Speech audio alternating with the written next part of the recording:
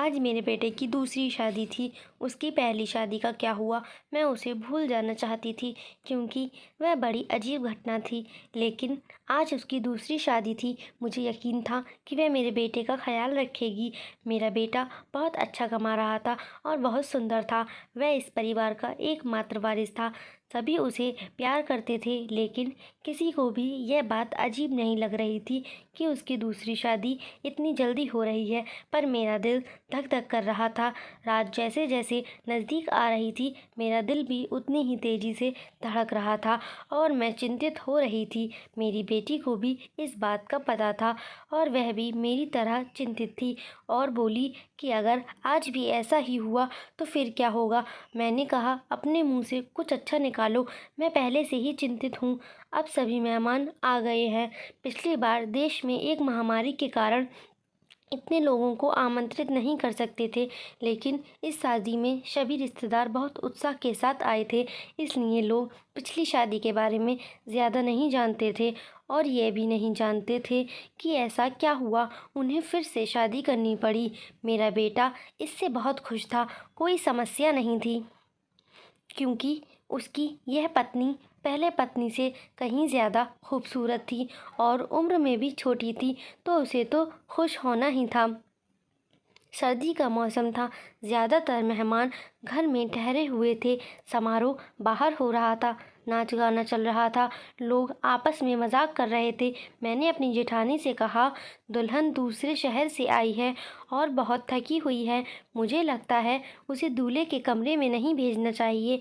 मेरी जेठानी ने कहा, तुम क्या हो गया है, उनकी अभी शादी हुई है और तुम हो कि उनकी रात खराब करना चाहती हो। मानती हूँ शादी ब्याह में थकावट हो जाती है, लेकिन नया खून है। कॉफ़ी शॉफ़ी पिला दो, फ्रेश हो जाएंगे और फिर सुबह रिसेप्शन भी तो है। बोली, वह थक जाएगी बेचारी। मेरी जिठानी ने कहा कि आजकल कोई भी इतना नहीं थकता। लड़कियों को अपनी शादी करने का बहुत शौक़ होता है। उसे अपने बेटे के कमरे में भेज दो। अब रात के 12 बज गए हैं। सुबह उठकर तैयार भी तो होना है। मुझे नहीं पता कि तुम इतना टाइम क्यों लगा रही हो। सभी रस्में हो चुकी हैं। कोई नाच गा कर थक गया है। बेचारी दुल्हन भी कमरे में जाना चाहती है। मेरी जेठानी तो वैसे भी बाल की खाल निकालने में माहिर थी, सबसे बड़ी थी, इसलिए सोचा इनसे सलाह मशवरा कर लूं। लेकिन उसने मुझे ही बात बता दी। फिर उसने खुद ही कहा कि अब दुल्हन कमरे में जाएगी। दुल्हन को कमरे में ले जाया गया। बाकी सबको कमरे से निकालकर मैं थोड़ी देर दुल्हन के पास ही बैठ गई। मैंने कहा, बेटा, तुम अपने परिवार में सबसे बड़ी हो। तुम बहुत ही धैर्यवान लड़की हो, इसलिए मैं तुम्हें पसंद कर आई हूँ। देखो बेटा, जब शादी होती है तो कुछ चीज़ें ऐसी होती हैं जो हमें पसंद नहीं आती हैं, लेकिन मेरी बच्ची, तुम थोड़ा सब्र करना। उसने कहा, मुझे समझ नहीं आ रहा है कि आप क्या कह रही हैं। मैंने कहा कि अगर बेटा कुछ उल्टी सीधी बात करता है तो उसकी बातों पर ध्यान मत देना। कमरे की बात कमरे में ही रखना। सुबह मुझे बता देना। मैं तुम्हारी प्रॉब्लम को सुलझाने की कोशिश करूंगी। मेरी बात सुनकर वो थोड़ा घबरा गई थी कि मैं किस विषय पर बात कर रही हूँ। वह थोड़ा घबराई हुई थी, लेकिन उसने कहा, ठीक है, मैं पूरी कोशिश करूंगी। अब इस घर की इज्जत भी मेरी इज्जत है। मैं दुल्हन का हाथ थपथपा कर बाहर आ गई। सब अपने अपने बिस्तर पर सोने चले गए थे। घर में बहुत सन्नाटा था, क्योंकि सब बहुत थके हुए थे, इसलिए सब सो चुके थे। जाड़े की रातें वैसे भी शांति होती है, लेकिन मैं सो नहीं पा रही थी। बहुत देर बाद आखिरकार मैं भी सोने चली गई, लेकिन मेरी आंखों में नींद नहीं आ रही थी और मेरी आंखें बार बार देख रही थीं घड़ी की ओर। काश सुबह जल्दी होती तो मेरी सारी चिंताएं खत्म हो जाती।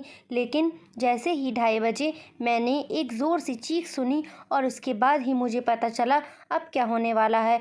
उसके बाद बार बार चीखें शुरू हो गईं। यह एक लड़की के चीखने की आवाज़ थी और वह लड़की कौन हो सकती है, मैं अच्छी तरह जानती थी। सभी मेहमान भी धीरे धीरे उठने लगे थे। अचानक मेरे बेटे के कमरे का दरवाज़ा खुला और मेरी बहू पागलों की तरह चीखती हुई बाहर भागी। उसे पता ही नहीं चला कि उसके पास तो दुपट्टा भी नहीं है। अस्त व्यस्त कपड़ों में वह भागती हुई आई थी। मैं घर से बाहर भाग जाना चाहती थी, जब कुछ औरतों ने उसे पकड़ लिया और कहा, बेटा क्या हो गया। सब उसको संभालने लगीं, लेकिन वो बेहोश हो गई। जब कोई बेहोश होता है तो उस पर पानी की छींटें वगैरह मारे जाते हैं, लेकिन मेरी बहू तो पानी की छींटें मारने पर भी होश में नहीं आ रही थी। उसका पूरा शरीर ठंडा पड़ गया था। उसे फ़ौरन अस्पताल ले जाया गया।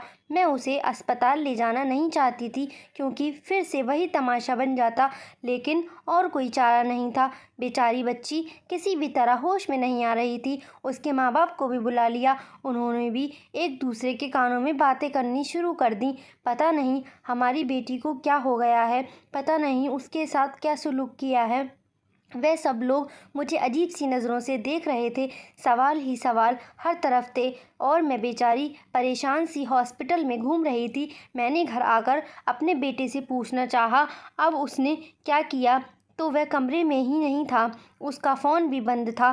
कमरे की हालत बिल्कुल नॉर्मल थी। कोई भी ऐसी हरकत नहीं लग रही थी कि कोई चीज़ टूटी हो या उसने अपनी बीवी पर हाथ उठाया होता। लोगों के सवालों से बचने के लिए शायद मेरा बेटा अरविंद कहीं चला गया था। फ़िलहाल तो मुझे बहू की फ़िक्र थी। मैं अस्पताल वापस आ गई। 2-3 घंटे में अस्पताल वालों ने मेरी बहू को छुट्टी दे दी। मेरी बहू हमारे घर नहीं आना चाहती थी, बहुत ज़्यादा घबराई हुई थी, लेकिन उसकी माँ ने उसे समझाया कि तुम्हारे ससुराल ही चलते हैं, नहीं तो लोगों को क्या जवाब देंगे, लोग तरह तरह की बातें बनाएंगे। मैंने भी अपनी बहू को समझाया कि बेटा, सुबह मुंह दिखाई की रस्म पूरी हो जाए, फिर अपनी माँ के घर चली जाना, मैं तुम्हें नहीं रोकूंगी। मेरी बात सुनकर मेरी बहू गुस्से में आ गई और बोल भाड़ में गई, आपकी रस्में, मैं आपके घर में एक पल के लिए भी नहीं रहूंगी। मैं अपने घर जाऊंगी और मुझे अपने घर जाने से न कोई समाज रोक सकता है और ना कोई कानून। मैं एक पढ़ी लिखी लड़की हूँ और मुझे अपनी ज़िंदगी अपने तरीके से जीने का हक है। मुझे आपके बेटे के साथ एक पल भी नहीं रहना। मेरी बहू ने अपनी फ़ैसला सुना दिया। मैं चुपचाप आंखों में आंसू लिए उसे देख रही थी। यह तो पहले भी हो चुका था, जब अरविंद की पहली शादी हुई थी। मेरी पहली बहू के साथ भी वही हुआ। वह मेरी पसंदीदा लड़की थी, वह मेरी बेटी की दोस्त थी और मैं उसे बहुत पसंद करती थी। मैं उसे बहुत खुशी के साथ घर लेकर आई थी। इन लोगों ने हमारा बहुत सहयोग किया। वह एक अमीर पिता की बेटी थी। वह बहुत अच्छी लड़की थी। मुझे भी उसका घर आना अच्छा लगता था। कुछ ही दिनों में मैंने महसूस किया था कि जैसे वह अरविंद को पसंद करने लगी है और शायद इसलिए रिश्ता भेजा था। लेकिन शादी के बाद उसके साथ भी ऐसा ही हुआ। शादी की पहली रात वो चिल्लाते हुए कमरे से बाहर भागी और उसके बाद मेरे बेटे की शक्ल देखने से भी मना कर दिया। सब ने उसे बहुत समझाया कि बेटा, अपनी ज़िंदगी के बारे में तो सोचो, लेकिन उसने कहा कि मेरी ज़िंदगी तो बर्बाद हो गई।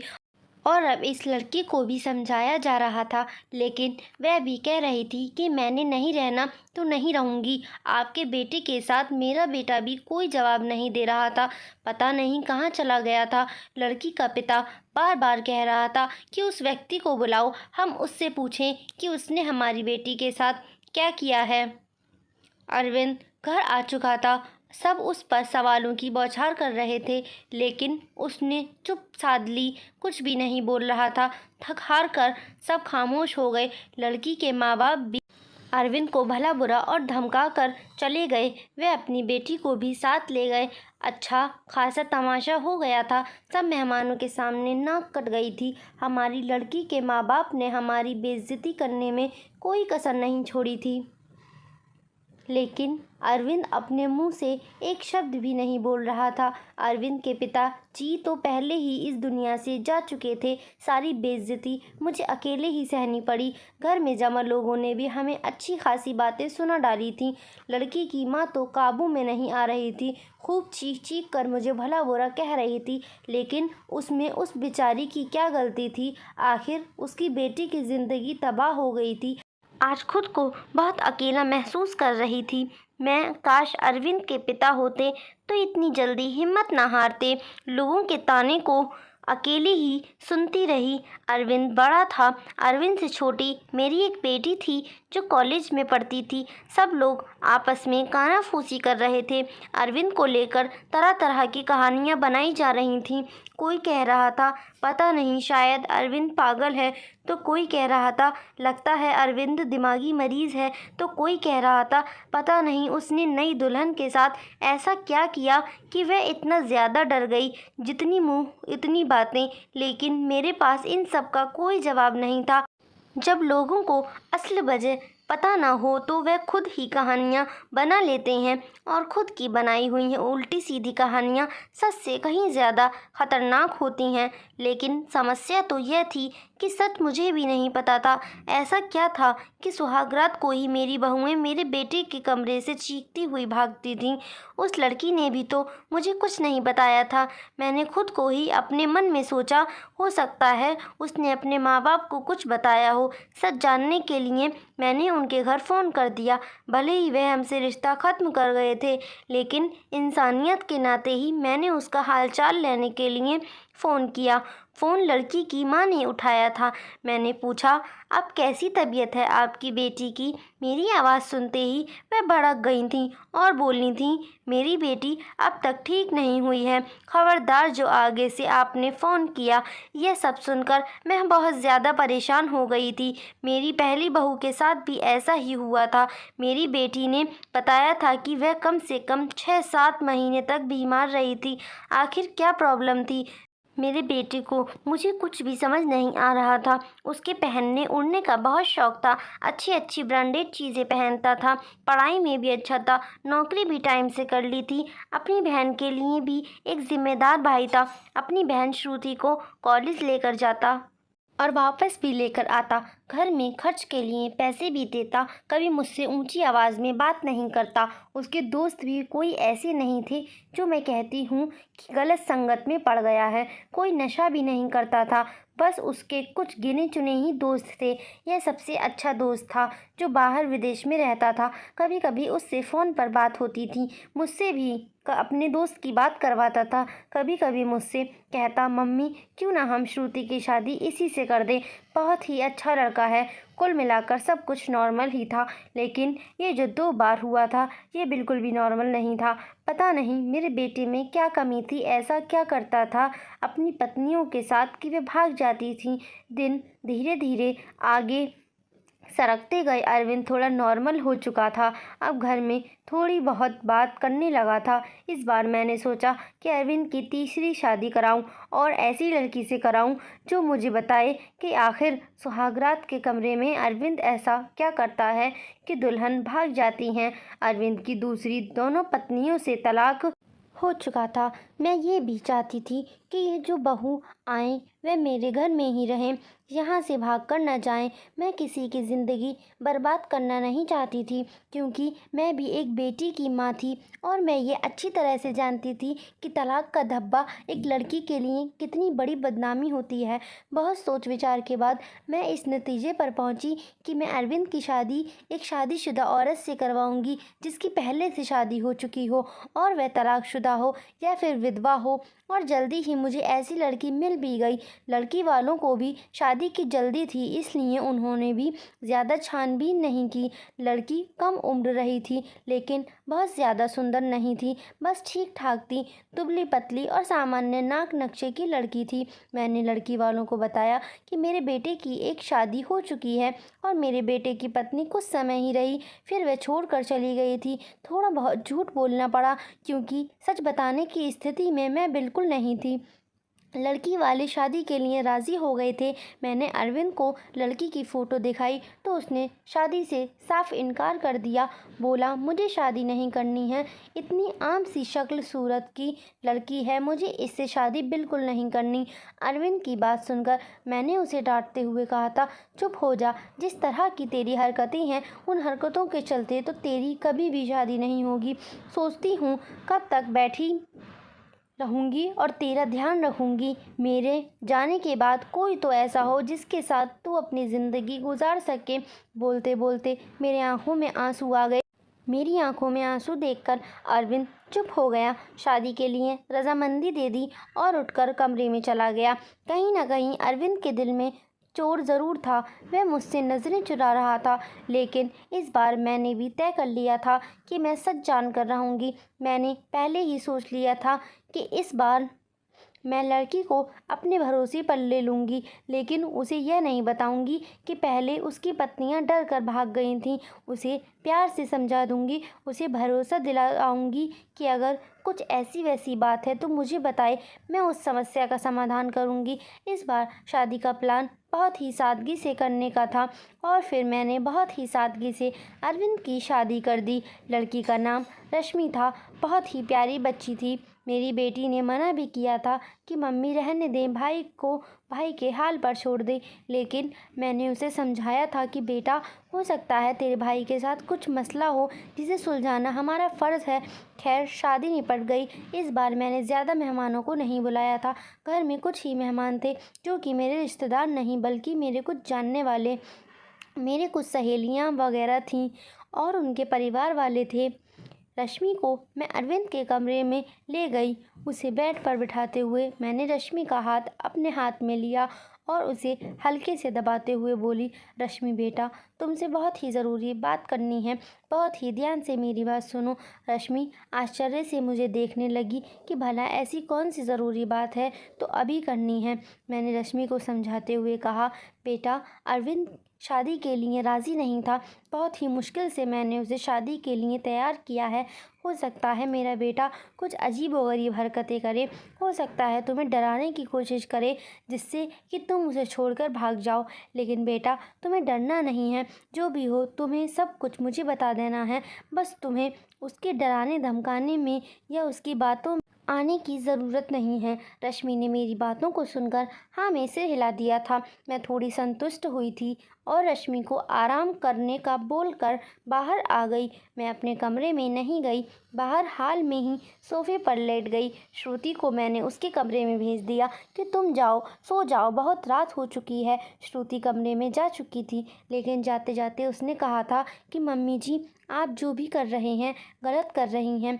आप भी हर समस्या का हल सिर्फ शादी ही समझती हैं। आपको किसी की बेटी की ज़िंदगी को यूँ बर्बाद नहीं करना चाहिए। श्रुति जा चुकी थी। मैं सोफे पर लेटी दिल ही दिल में अपने भगवान को याद कर रही थी और दुआ मांग रही थी कि हे भगवान, यह रात अच्छे से बीत जाए। बहुत ही खामोशी थी। ऐसा लग रहा था जैसे तूफान से आने की पहले ही खामोशी हो। घड़ी की टिक टिक भी मेरे सर पर हथौड़ी की तरह लग रही थी। मैं अपने भगवान को मनाने में लगी हुई थी कि तभी वही हुआ जिसका मुझे डर था। रश्मि चीखते हुए बाहर आई थी और पागलों की तरह घर के बाहर भाग जाना चाहती थी। मैंने जैसे तैसे करके उसे बाहर गेट से अंदर लिया था। मैंने उसे जैसे तैसे समझाकर थोड़ा शांत किया। वो कुछ बोलने की स्थिति में ही नहीं थी। जब थोड़ा शांत हुई तो बदहवासी में बोली कि आपको अपने बेटे की पहले मेडिकल जांच करानी चाहिए थी। अगर आप ऐसा करा लेती तो आपको और मुझे ये दिन देखना नहीं पड़ता। रश्मि तो बहुत ही समझदार थी, उसके पास तो कोई दूसरा ऑप्शन भी नहीं था।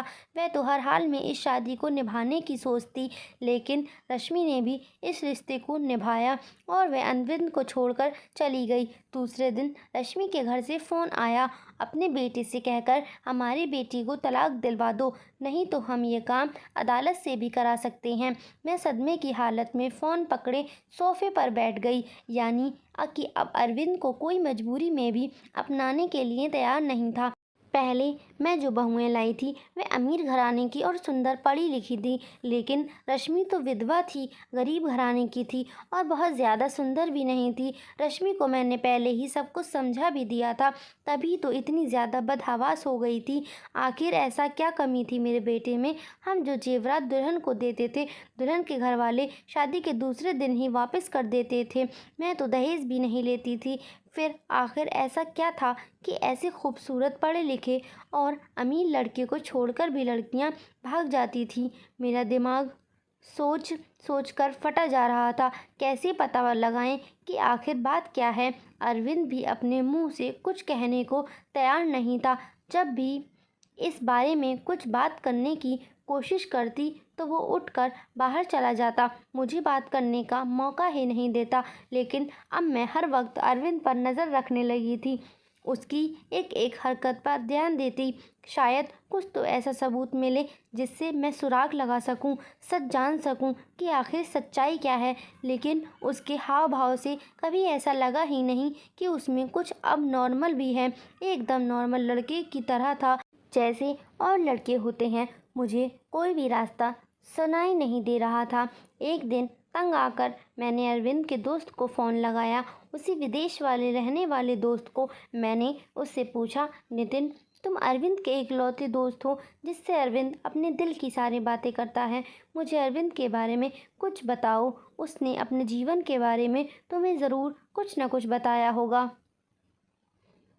लेकिन यह सुनकर तो मैं हैरान हो गई कि उसने अपने दोस्त को अपने बारे में कुछ भी नहीं बताया था। और बस यही बात मुझे बहुत अजीब लगी। क्या उसने अपने दोस्त को नहीं बताया कि मैंने 3 बार शादी की है और मेरी 3 पत्नियां मुझे छोड़कर भाग गई हैं। लेकिन उसने यह बात अपने दोस्त को नहीं बताई, जो कि उसका सबसे अच्छा दोस्त था। यह मुझे काफ़ी अजीब लग रहा था, लेकिन शायद उसने नहीं बताया क्योंकि वह शर्मिंदा होगा, नहीं चाहता होगा शादी की रात को पत्नी का भाग जाना, वो भी 3-3 पत्नियों का। धीरे धीरे 6 महीने और गुजर गए। घर में सब कुछ नॉर्मल चल रहा था, लेकिन अरविंद को लेकर मैं बहुत ज़्यादा परेशान थी। ऐसा क्या था जो दुल्हन शादी की पहली रात को ही भाग जाती। मैंने एक बार फिर अरविंद की शादी के लिए सोचा और इस बार मैंने ठान लिया कि सच्चाई जानकर ही रहूँगी। इस बार मैंने लड़की को सब कुछ बता दिया, कुछ भी नहीं छुपाया। और लड़की भी ऐसी लाई जिसे शादी की सख्त ज़रूरत थी, क्योंकि ये लोग बहुत गरीब थे और उसके घर में उसके 2 छोटे भाई थे। मैंने कहा, तुम्हारे दोनों भाइयों की पढ़ाई की जिम्मेदारी मेरे ऊपर है और शादी में भी आप लोगों को कुछ भी खर्च करना नहीं पड़ेगा। लड़की को तो मैंने राज़ी कर लिया था, लड़की के माँ बाप भी राज़ी हो गए, लेकिन मैंने ये बात लड़की के माता पिता को नहीं बताई, बस लड़की को बताई थी। लड़की थोड़ी घबराई हुई थी क्योंकि मैंने शादी से ही सारी बातें लड़की को समझा दी थी। पहले तो वो बहुत ज़्यादा डर गई थी, फिर खुद को संभालते हुए बोली कि कुछ भी हो, मैं इस शादी के लिए तैयार हूँ। अगर मेरे थोड़े से त्याग से मेरे भाइयों की ज़िंदगी बनती है तो उसमें बुराई क्या है। जो कुछ भी होगा उसे सहन करूँगी, और वैसे भी सारे समझौते औरतों को ही करने पड़ते हैं। लड़की, जिसका नाम सुमन था, भले ही गरीब घर की थी, लेकिन बहुत ही संस्कारी और समझदार लगी मुझे।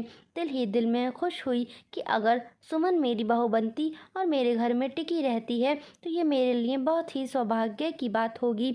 संस्कारी होने के साथ साथ सुमन बहुत ही खूबसूरत भी थी और इस बार शादी मंदिर में हुई थी। सब कुछ ठीक था और हैरानी की बात तो यह थी कि रात गुजर चुकी थी और सुबह हो चुकी थी। सुबह होते ही मैंने कमरे का दरवाज़ा खटखटाया, लेकिन किसी ने दरवाज़ा नहीं खोला। मैं बहुत परेशान थी, कोई दरवाज़ा नहीं खोल रहा था। थोड़ी देर बाद कमरे की दूसरी चाबी लेकर आई और मैंने खुद दरवाज़ा खोला। कमरे के अंदर का दृश्य देखकर मेरी चीख निकल गई। मेरी बहू बेहोश पड़ी थी। अरविंद कमरे में कहीं भी नज़र नहीं आ रहा था, शायद बाथरूम में था। मैंने जल्दी से डॉक्टर को बुलाया। डॉक्टर ने कहा कि वह सिर्फ और डर की वजह से बेहोश हुई है, उसके शरीर पर किसी भी तरह के कोई चोट के निशान नहीं हैं। अरविंद के चेहरे पर भी चिंता चमक रही थी। ऐसा लगता था कि जैसे वह भी परेशान है। इन सब हालातों से अच्छे से चेकअप करने के बाद और कुछ दवाइयाँ देकर डॉक्टर साहब चले गए थे। डॉक्टर ने कहा था कि सुमन को जल्दी ही होश आ जाएगा। अरविंद भी तैयार होकर अपने ऑफिस के लिए निकल गया था। मैं सुमन के पास ही बैठी रही। थोड़ी देर में सुमन ने आंखें खोल दी थी। होश में आते ही वे बाहर की तरफ भागी थी, ये कहते हुए, मुझे यहाँ नहीं रहना है, मुझे अपने घर जाना है, अपने मम्मी पापा के पास। मैंने सुमन का हाथ पकड़ लिया। सुमन, तुम ऐसा नहीं कर सकती। मैंने तो तुम्हें सारी सच्चाई बता दी थी और तुम मान भी गई थी, फिर तुम अब ऐसा क्यों कर रही हो। लेकिन सुमन मेरी कुछ भी सुनने को तैयार नहीं थी। रोते हुए बोली, आंटी जी, मुझे माफ़ कर दो, मैं मजबूर हूँ, मैं यहाँ नहीं रह सकती। आप बेफ़िक्र रहें, मैं अपने मम्मी पापा को कुछ नहीं बताऊँगी, सब कुछ हैंडल कर लूँगी। बस आप मुझे इस घर में रहने को ना कहें। लेकिन सुमन, मुझे बताओ तो सही, आखिर ऐसा क्या हुआ था? मैं सच जानना चाहती हूँ। सुमन, तुमने मुझसे वादा किया था, तुम अरविंद की सच्चाई मुझे बताओगी। आंटी, अरविंद के बारे में मैं कुछ नहीं बता सकती। अगर मैंने अरविंद के बारे में बोला तो वह मुझे जान से मार देगा। मुझे अपनी जान की परवाह नहीं है, लेकिन अरविंद मेरे भाइयों को भी नहीं छोड़ेगा।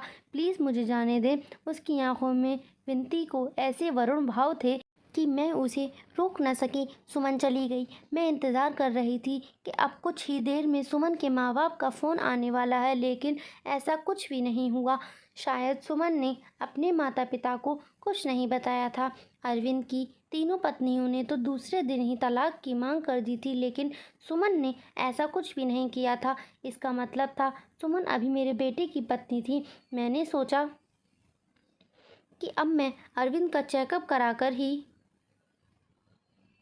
रहूँगी। अपने होश में हवासों में तो अरविंद ऐसा कभी भी नहीं करने देता, लेकिन एक दिन मैंने अरविंद के खाने में नींद की दवाई मिला दी। अरविंद की गहरी नींद में जाते ही मैंने डॉक्टर को फ़ोन कर दिया। डॉक्टर ने अरविंद के कुछ सैंपल लिए और ये बोल कर गए कि जैसे ही रिपोर्ट आती है मैं आपको बताता हूँ। डॉक्टर चला गया और फिर मैं बेसब्री से अरविंद की रिपोर्ट का इंतज़ार करने लगी। अगले दिन डॉक्टर का फ़ोन आया और उसने कहा कि अरविंद एकदम नॉर्मल है, उसकी सारी रिपोर्ट नॉर्मल आई हैं। ये सुनकर तो मैं आश्चर्य की कोई सीमा ही नहीं थी। अगर अरविंद नॉर्मल है तो शादी की पहले ही रात में उसकी पत्नियां क्यों भाग जाती हैं? सोच सोच कर मेरा दिमाग फटने लगा। खुद सोच कर मैं सुमन के पास गई। सुमन के माता पिता ने मेरी बहुत इज्जत की। शायद उन्हें सच्चाई का पता नहीं था। उन्हें लगता था कि मैं उनकी बेटी को घर ले जाने के लिए आई हूँ। मुझे देखते ही सुमन डर गई थी। वह हम लोगों के साथ ज़्यादा नहीं बैठी और अंदर कमरे में चली गई। मैं भी सुमन के पीछे उसके कमरे में आ गई। मुझे देखते ही सुमन बोली, आंटी जी, मैंने आपको पहले भी कहा था मैं आपके घर में नहीं रह सकती, फिर आप मुझे लेने क्यों आई हैं? मैंने सुमन को बहुत ही प्यार से अपने पास बिठाया और इसके सामने हाथ जोड़ते हुए बोली, सुमन, मेरी उम्मीद की आखिरी किरण अब तुम ही हो। तुम ही मुझे बता सकती हो कि आखिर मेरे बेटी में क्या कमी है। एक मजबूर माँ तुमसे हाथ जोड़कर विनती करती है, प्लीज़ मना मत करना। मेरी आंखों में आंसू और मेरे जुड़े हुए हाथ देखकर सुमन ने मेरे हाथों को थाम लिया और बोली, आंटी जी, मैं मजबूर हूँ, प्लीज़ आप मेरे सामने हाथ मत जोड़ें। जब सुमन किसी तरह सच्चाई बताने के लिए राज़ी नहीं हुई तो फिर मैंने सुमन से कहा, ठीक है, तुम अपने मुंह से कुछ मत बताओ, मैं खुद अपनी आंखों से देख लूँगी, लेकिन तुम मेरी मदद तो कर ही सकती हो ना। तुम आज रात के लिए मेरे बेटे के कमरे में फिर से रुक जाओ, मैं सारी सच्चाई अपनी आंखों से देख लूँगी। पहले से सुमन डरती रही, लेकिन मेरे बहुत समझाने पर कि मैं तुम्हारे साथ रहूँगी, तुम्हें कुछ नहीं होगा, वह मान गई थी। मैं सुमन को अपने घर ले आई। सुमन के माता पिता ने बहुत ही खुशी से अपनी बेटी को विदा किया था। एक बार फिर से सुमन को दुल्हन बनाकर मैंने अरविंद के कमरे में बैठा दिया। अरविंद को मैंने पहले ही फ़ोन कर दिया था, सुमन घर आ गई है, तुम भी ऑफिस से जल्दी आ जाना, आज मैं घर पर नहीं मिलूँगी, तुम्हारी मौसी की तबीयत ख़राब है, वहाँ जा रही हूँ और रात भर वहीं रहूँगी। मेरी बात सुनकर अरविंद ने सिर्फ हूँ में जवाब दिया था और फ़ोन काट दिया था। मैं अरविंद के कमरे में ही चुप कर बैठ गई। आज सब कुछ मैं अपनी आंखों से देख लेना चाहती थी। कुछ ही देर में दरवाज़ा खुला था और अंदर कमरे में अरविंद दाखिल हुआ। उसने एक नज़र सजी सवरी बैठी सुमन पर डाली और बिना कुछ कहे बाथरूम में घुस गया। सुमन डरी सहमी सी बैठी थी कि जैसे अभी उठकर भाग जाएगी। मैं भी सांस रोके आने वाली सिचुएशन के लिए खुद को तैयार कर रही थी कि तभी अचानक बाथरूम से किसी औरत के चीखने की आवाज़ें आने लगीं। आवाज़ें सुनते ही सुमन बेड से उतरकर नीचे खड़ी हो गई थी। डर से वो थर थर काँप रही थी। मैं भी हक्का बक्का सी खड़ी थी। अंदर तो अरविंद गया था, फिर ये औरत की आवाज़ें क्यों? तभी अरविंद बाहर निकला और अरविंद को देखते ही मैं बेहोश होते होते बची। उसने अपना हुलिया एकदम से बदल लिया था। उसने औरतों जैसे कपड़े पहन रखे थे, बहुत ही बेहुदा सा, यूँ कहिए कि बहुत ही डरावना सा मेकअप। कर रखा था, आंखों में जैसे खून उतरा हुआ था, आवाज़ भी लड़की की तरह ही निकाल रहा था। तुमसे मना किया था, मेरी ज़िंदगी में दोबारा मत आना। तुमने मेरी बात नहीं मानी, अब तुम अपनी मौत की जिम्मेदार होगी। बहुत ही भयानक हंसी हंसता हुआ अरविंद सुमन की तरफ बढ़ा था। सुमन चीख मारती हुई मेरे पास आ गई। मैं भी बाहर आ गई थी और अरविंद को रोकने की कोशिश कर रही थी।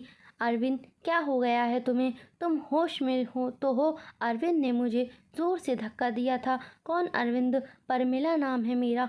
मौका देखकर सुमन कमरे से भाग गई थी। इससे पहले अरविंद फिर से मेरे पास आता, मैं भी कमरे से बाहर निकली और कमरे को बाहर से बंद कर दिया। अरविंद की भयानक हंसी मुझे बाहर तक सुनाई दे रही थी। मैंने डरी सहमी सुमन को अपने सीने से लगा लिया, हालांकि मैं खुद भी बहुत ज़्यादा सदमे में और डरी हुई थी। आंटी जी, मुझे नहीं मरना, अरविंद मुझे ज़िंदा नहीं छोड़ेगा। उसने कहा था अगर मैंने किसी को कुछ बताया तो वह मुझे मार डालेगा, साथ में मेरे भाइयों को भी। मुझे और मेरे भाइयों को बचा लो। आंटी जी, कुछ नहीं होगा। सुमन, शांत हो जाओ, मैं सब कुछ संभाल लूँगी। मेरा दिमाग ने थोड़ा काम करना शुरू किया तो सबसे पहले ख्याल मेरे दिल में यही आया कि शायद अरविंद पर किसी भूत का साया है। सुमन को अपने रूम में ही सुलाया था। सुबह उठते ही सबसे पहले मैंने अपनी फैमिली डॉक्टर को फ़ोन किया था। 8 बजे डॉक्टर हमारे घर पर थे। मैंने उन्हें सारे हालात से अवगत कराया। साथ ही मैंने डॉक्टर से यह भी कह दिया मुझे लगता है अरविंद पर किसी भूत का साया है। मेरी बात सुनकर डॉक्टर ने कहा था मुझे नहीं लगता ये किसी भूत का साया है, मुझे तो अरविंद एक दिमागी मरीज़ लगता है। उस पर पागलपन के दौरे पड़ते हैं। ऐसे मरीज़ किसी मूवी या किसी कहानी में डूब जाते हैं और उसी के कैरेक्टर में खुद को उतार लेते हैं। लेकिन आप टेंशन ना लें, इस मर्ज़ का इलाज है अपनों के प्यार से और कुछ दवाइयों के ज़रिए मरीज़ ठीक हो जाता है। थोड़ा टाइम लगता है बट मरीज़ बिल्कुल भी पूरी तरह से ठीक हो जाता है। नई दुल्हन को देखकर अरविंद पर पागलपन के दौरे पड़ते हैं और ये दौरे अरविंद को क्यों पड़ते हैं, इसका सुराग उसके कमरे से ही मिलेगा। एक बार सुराग हाथ लग जाएगा तो इसका इलाज हम अच्छे से कर लेंगे। डॉक्टर मुझे तसल्ली देकर चले गए थे। सुमन जाग चुकी थी, रात से थोड़ा सामान्य लग रही थी। मैंने उसे नाश्ता कराया। नाश्ता करते हुए सुमन बोली कि मुझे लगता है कि अब मुझे घर चले जाना चाहिए। सुमन के सर पर प्यार से हाथ फेरते हुए मैं बोली, सुमन बेटा, सबसे पहले तो तुम मुझे आंटी कहना बंद करो, तुम मुझे मम्मी जी कहो। और दूसरी बात, अब यही तुम्हारा घर है। इतना सब कुछ अपनी आंखों से देखने के बाद भी आप यह सब कैसे कह सकती हैं? सुमन ने हैरानी से पूछा। मैंने उससे कहा, अभी डॉक्टर से मेरी बात हुई थी, अरविंद बिल्कुल ठीक हो जाएगा, बस उसे थोड़े से प्यार और थोड़ी सी देखभाल की ज़रूरत है जो हम दोनों मिलकर उसे देंगे। मेरा यकीन करो, अरविंद बहुत ही अच्छा लड़का है, तुम्हें बहुत ही प्यार से रखेगा। मेरा बहुत देर तक समझाने पर और अपने माँ बाप की हालत को देखते हुए सुमन राज़ी हो गई थी। मैंने बहुत ही प्यार से सुमन से कहा था, सुमन बेटा, अब तो एक बार मुझे मम्मी जी कहो। और सुमन ने मुस्कुराते हुए मुझे मम्मी जी कहा था, जिसे सुनकर मेरे दिल में ठंडक उतर गई थी। मुझे उम्मीद की किरण नज़र आई थी कि मेरा बेटा ठीक हो जाएगा, उसका भी घर बस जाएगा। 10 बजे के करीब अरविंद के दरवाजे पर खटखट की आवाज़ आई थी। मैंने अपने हाथों से दरवाज़ा खोला था। सुमन को मैंने अपने कमरे में भेज दिया था। अरविंद एकदम तरोताज़ा तैयार खड़ा था। मुझे देखते ही नाराज़गी से बोला, क्या मम्मी जी, मेरा दरवाज़ा बाहर से बंद किसने कर दिया? मुझे ऑफिस के लिए लेट हो रहा है। मुझसे एकदम नॉर्मल ही बात की थी। पता नहीं बेटा कैसे बंद हो गया। चलो तुम नाश्ता कर लो। मैंने उस पर कुछ भी जाहिर नहीं होने दिया। अरविंद ने नाश्ता किया और ऑफिस के लिए निकल गया। अरविंद के ऑफिस निकलते ही सबसे पहले मैं अरविंद के कमरे में गई और उसकी तलाशी ली। मुझे ज़्यादा मेहनत नहीं करनी पड़ी।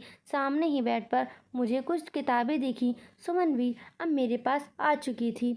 सारी किताबें सेम थीं। सब किताबों में एक ही उपन्यास था जिसमें कोई परमिला नाम की लड़की थी। शादी की रात ही उसके पति ने उसे कमरे से धक्के देकर बाहर निकाल दिया था और अगले ही दिन दूसरी दुल्हन ले आया था।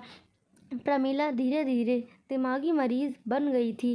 दुल्हन को देखते ही उस पर दौरे पड़ने लगते थे। अब तो किसी शादी में दुल्हन को देखती तो उसे मारने के लिए भागती थी। प्रमिला के ससुराल वालों ने उसे पागल घोषित कर दिया और उसके मायके भेज दिया।